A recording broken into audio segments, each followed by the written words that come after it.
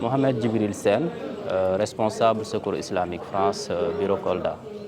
Voilà, aujourd'hui, nous sommes ici à l'hôtel Kolidado pour célébrer la journée de l'enfant africain, qui est une journée d'une grande importance, hein, voilà, dont l'origine est notée au niveau du pays de l'Afrique du Sud depuis 1971, avec des écoliers de Soweto, voilà, qui ont subi une injustice.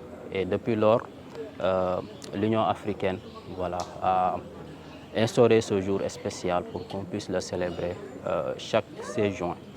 Voilà. Et de là aussi, au niveau national, il y a la semaine nationale de l'enfant qui a été couplée à cette journée pour vraiment vivifier, mémorifier cette journée, mais aussi mettre en avant les droits de l'enfant africain.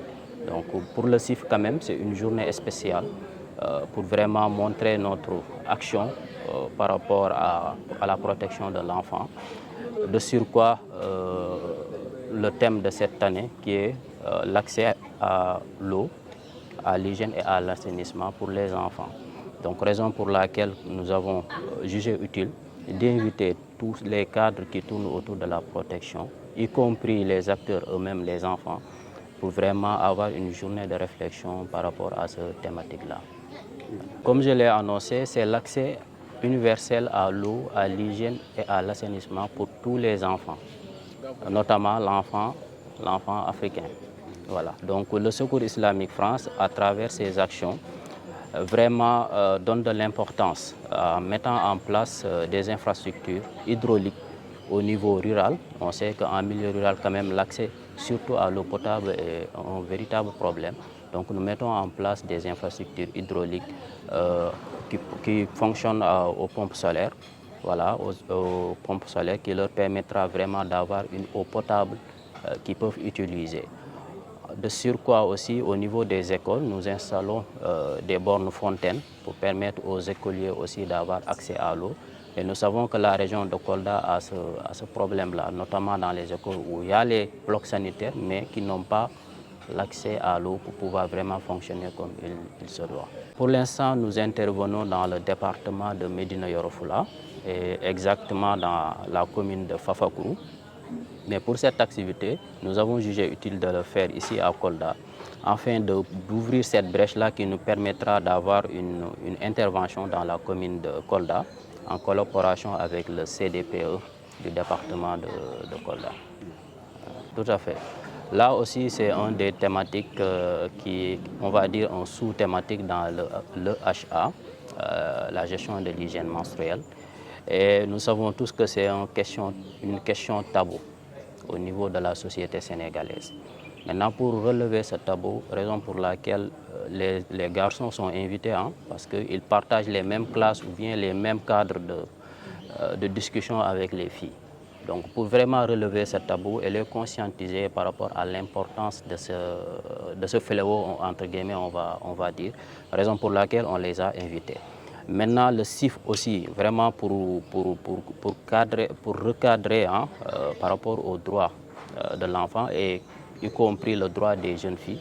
Voilà, nous avons pris on va dire, sur cette question avec la disponibilisation de kits menstruels au niveau des écoles où chaque fille, voilà, on lui dote ces kits-là réutilisables qu'elle pourra vraiment utiliser au temps opportun pour ne pas vraiment se sentir gênée devant ses camarades, de surcroît les garçons avec qui il partage les écoles ou bien les lieux d'apprentissage. Oui, je vais vous dire d'abord que nous saluons CIF et ses partenaires. C'est un atelier d'échange et de partage pour l'assainissement, l'hygiène et l'eau, des thèmes qui consistent à être développés par des experts qui connaissent l'assainissement, qui connaissent l'hygiène et qui connaissent l'eau, au profit des jeunes. En Afrique, particulièrement aux jeunes sénégalais, nous sommes au Sénégal. À Kolda, l'atelier a suscité un engouement à travers les interventions, d'abord par des présentations de haute facture qui ont suscité beaucoup d'interventions. Et à partir des interventions, il y a eu des leçons qui ont été tirées. Ces leçons consistent à aider, orienter les jeunes et aussi à parfaire le développement des populations à partir des synergies d'action par rapport à ce qui se fait sur le terrain. Les intervenants sont, c'est-à-dire les interventions des projets, des programmes qui viennent en appoint à ce que fait l'État, doivent être harmonisés, partagés, pour que l'utilisation soit une utilisation à bon escient. Voilà. Ok, permettez-moi peut-être avant de répondre à cette question, de remercier vivement l'ONG Secours Islamique France qui est à l'initiative de cette importante journée, donc qui commémore l'enfance africaine.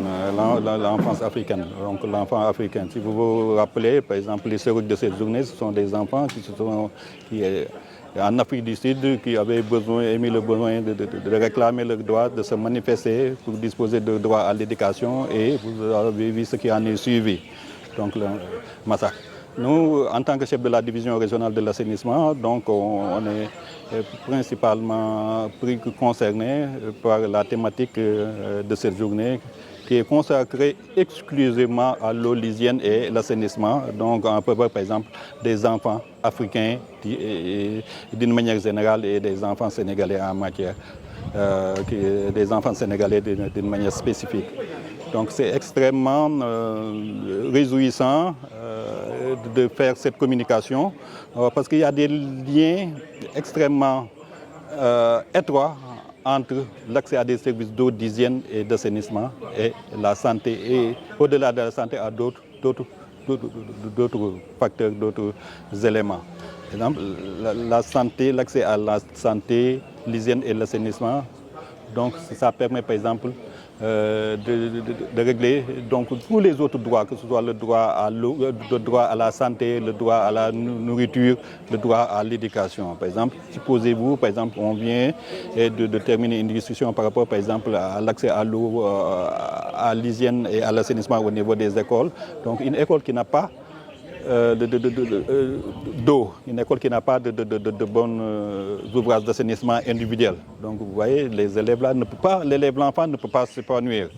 Et il y a beaucoup de textes donc législatifs et réglementaires au niveau international, africain, régional et au niveau du Sénégal, donc qui parlent par exemple de ce droit-là qui est fondamental, c'est-à-dire le droit à accéder à des ouvrages d'assainissement et à accéder à l'eau. D'abord, ça remonte depuis 1999 avec la Convention internationale relative aux droits de l'enfant, où il y a même des articles spécifiques qui parlent par exemple que l'enfant doit disposer d'un niveau de vie suffisant donc, pour permettre de réaliser et s'épanouir du point de vue moral, donc spirituel, social. Donc, et un niveau de vie suffisant, ça suppose avoir accès à de l'eau, accès à avoir de l'assainissement, avoir une bonne hygiène. Et c'est valable également pour d'autres textes qui sont réalisés au niveau du continent africain, notamment la charte africaine donc, qui est relative aux droits de l'enfant. Même ici au niveau du Sénégal, il y a une stratégie qui a été